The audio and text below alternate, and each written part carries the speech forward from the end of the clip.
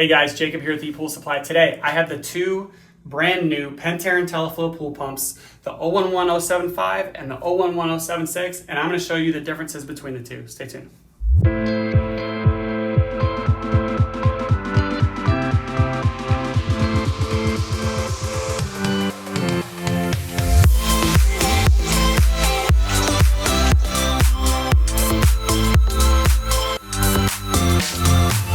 And we're back. So today I got the two pumps. 011075, 011076.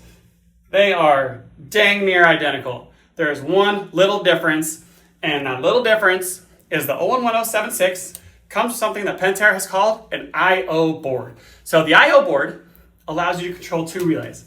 So the relays actually built into the back of the pump here. So you have relay 1 and relay 2, and what that gets you to do, you could program a pool light, you could program a misting system, you guys could program another pool pump, which is only in the second relay.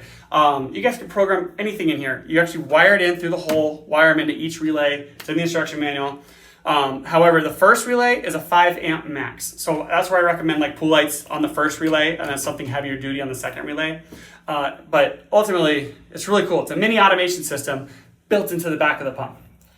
The regular 075 doesn't have that. So it's a standalone pump. If you don't have like any other things on your pool that you want to automate, or if this has an automation system that it's actually going into, get the 075. Do not get the 076. It's gonna be a waste of money. So get the 075. It'll save you guys a couple $100 probably, and you'll be happier.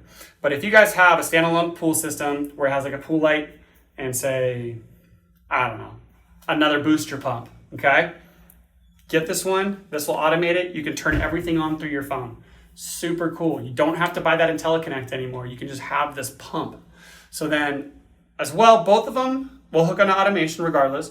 So if you bought this and say, ah, crap, I got an IntelliCenter, it'll still work in there. You can wire it up in there with the low voltage. And then this also has something called an IntelliCom. IntelliComs, we're working with older Aqualinks or Goldline systems if you need to do speed controls. That used to be a couple $100 in itself. Now they've included it in this board as well, the I/O board. So it's all built in, which is super, super cool. So ultimately, the only difference between the two pumps is the I/O board. And that's it. You guys, click that subscribe button, click that like button, help us out, and we will see you in the next video. I am Jacob with ePoolSupply. Thanks for watching.